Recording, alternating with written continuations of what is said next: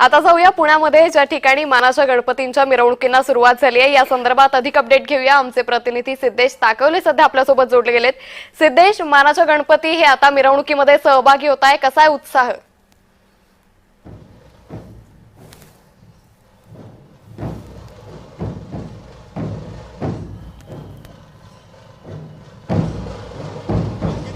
मागचं हे चित्र फार बोलकं आहे, कारण पारंपरिक वाद्य पथकं आता त्यांच्या आवाजामध्ये, त्यांच्या निनादामध्ये आता सध्या मानाच्या गणपतीचा निरोप देण्यासाठी आता पुढे मार्गस्थ झालेली आहे। मी आता रमणबाग या वाद्य पथकांच्या या सगळ्या लाईनमध्ये आहे। मी आता तिथूनच चालतोय। आपण पाहतोय कशा पद्धतीने वादकांचा उत्साह ठिकाणी पाहायला मिळतोय।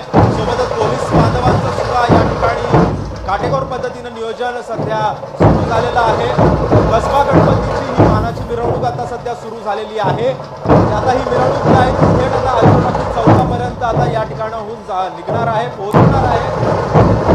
वेळेच्या अर्धा तास आधीच हे सर्व मानाचे गणपती जे आहेत ते या ठिकाणाहून पुढे मार्गस्थ झाल्याचं आपल्याला पाहायला मिळत आहे। सोबतच वादकांसह पुणेकरांचा सुद्धा उत्साह आता मुख्याला पोहोचलेला आहे।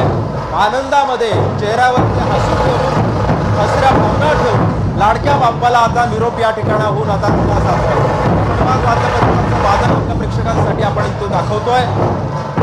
अशा पद्धतीनं सध्या वादकांचा उत्साह सुद्धा या ठिकाणी शिगेला पोहोचलेला आहे। उत्साहाचं वातावरण, चैतन्याचं वातावरण पुण्यामध्ये आपल्याला या ठिकाणी पाहायला मिळत आहे।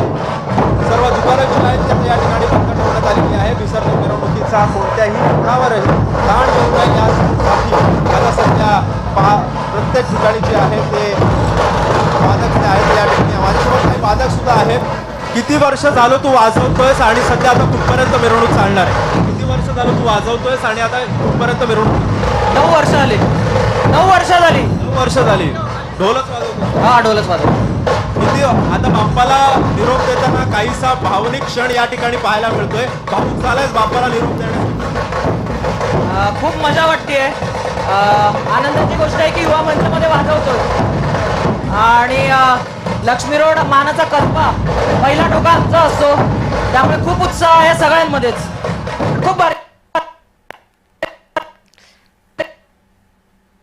सकाळी 9 वाजता चालू झाली तरी 3-3:30 वाजेपर्यंत चालते आपली मिरवणूक। त्यामुळे आपण पाहतोय की 16-16, 18-18 तास मिरवणुका चालतात। प्रशासनावर सुद्धा नियोजन करण्यात आलेलं आहे।